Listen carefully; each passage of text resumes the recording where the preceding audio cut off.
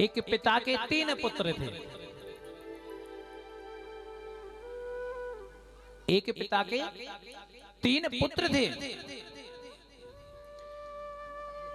पिता ने सोचा कि बेटे सब बेटों की शादी कर दी है,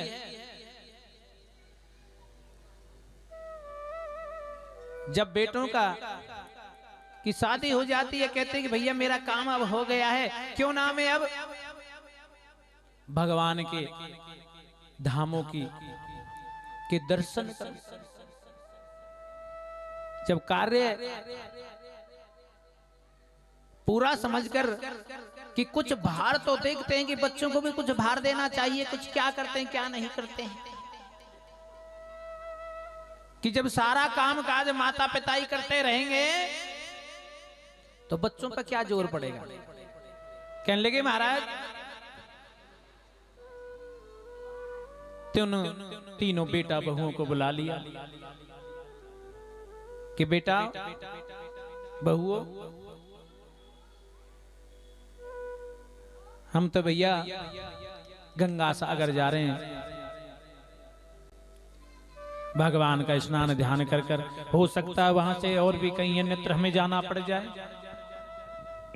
कितना क्या समय लगे हम कह ही नहीं सकते। कहने लगे भैया आज तो सारी व्यवस्था फटाक फट गए, ये सोचते हैं कि 10 दिन का काम है जी, 10 दिन में भर वापस आ जाएंगे। पहले ना कोई ऐसे साधन थे और ना ही कोई ये फोन व्यवस्था थी, जाने के बाद कितना क्या समय लग जाए कुछ पता नहीं, गए हैं ये भी नहीं पता आए या ना, कहते वर्षों लग जाते थे। तो पिता ने तीनों बहू बेटों को बुलाया, एक एक मुट्ठी गेहूं, एक मुट्ठी गेहूं के दाने दिए बड़े बेटे को, एक मुट्ठी दाने दिए बीच वाले बेटे को, एक मुट्ठी गेहूं के दाने दिए सबसे छोटे वाले, और कहा बेटा इसको संभाल के रखना, इनको संभाल के रखना, जब हम आएंगे तब देखेंगे, ये इनको संभाल कर रखना। बेटा बहू सोचने लगे हम तो सोच रहे जन क्या देकर जा रहे हैं, ऐसे बुलाया जन क्या खजाना देकर जा रहे हैं, पीछे से घर खर्चा को चला लेना। अब एक मुट्ठी गेहूं से कोई घर का खर्चा चलेगा क्या? क्या हो गया कि मुट्ठी गेहूं से एक मन में सोच रहे हैं। माता पिता चले गए, कहने लगे महाराज बड़े बेटा बड़े बहू ने सोचा इसका क्या करना है, क्या होगा इनसे, इनसे क्या होगा। अब ये नहीं पता कितने दिन के लिए गए हैं, कितने वर्ष लग जाए,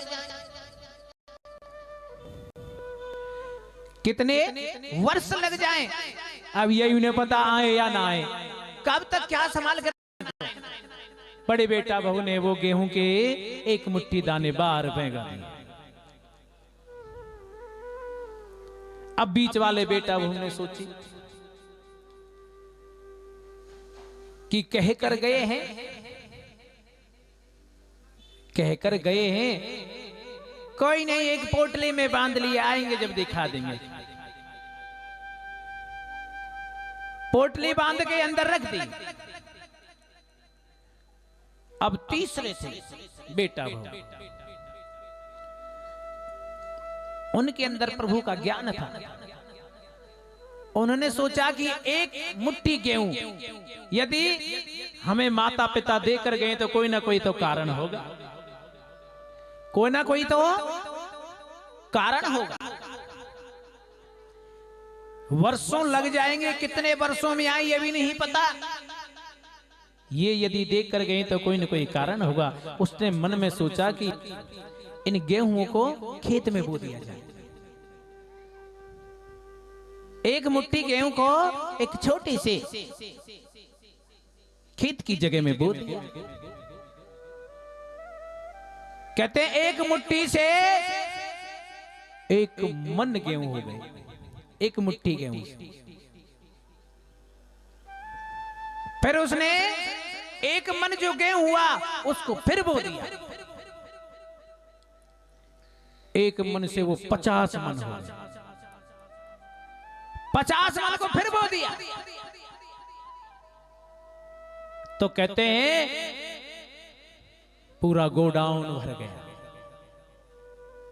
जब वो वर्षों बीते, माता पिता घर आए, सभी बहू बेटा ने प्रणाम किया, सभी बहू बेटा ने प्रणाम किया। अब माता पिता कहने लगे, बेटा जो हम आपको देख कर गए, हमारे गेहूं जो धरोहर दे गए कहाँ है? बड़ा बेटा वो कहने लगे पिता से, अब एक मुट्ठी गेहूं क्या होता है उनसे, और क्या करते हैं?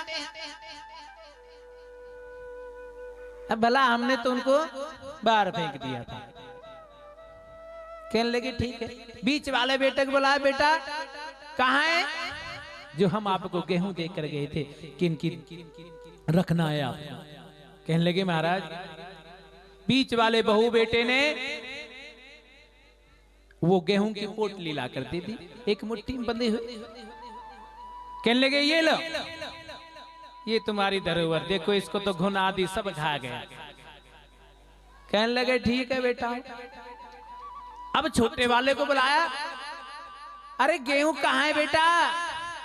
कहने लगे पिताजी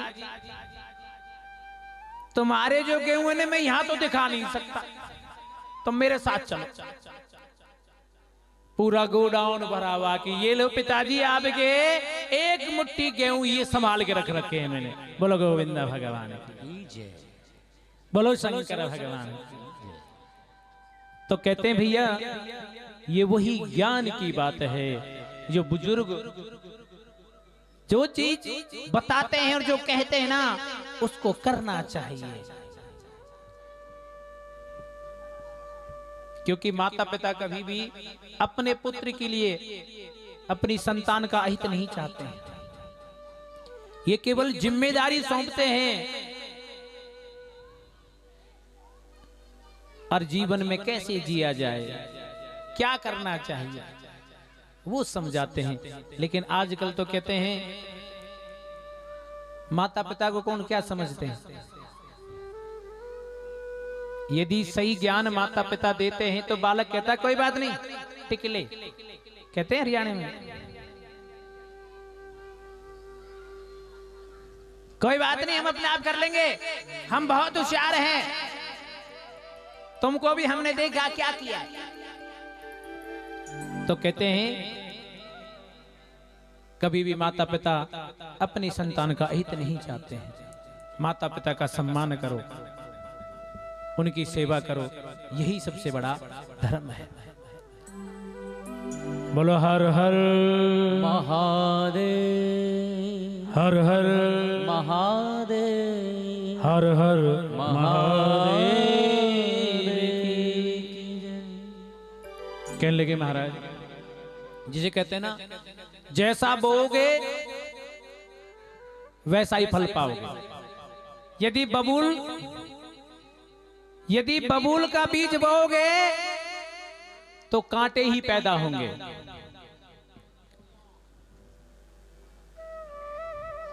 बबूल का पेड़ बोओगे तो कांटे पैदा होंगे, और यदि आम का पेड़ बोओगे तो आम ही पैदा होंगे। ये नहीं कि भाई बबूल का पेड़ बोएंगे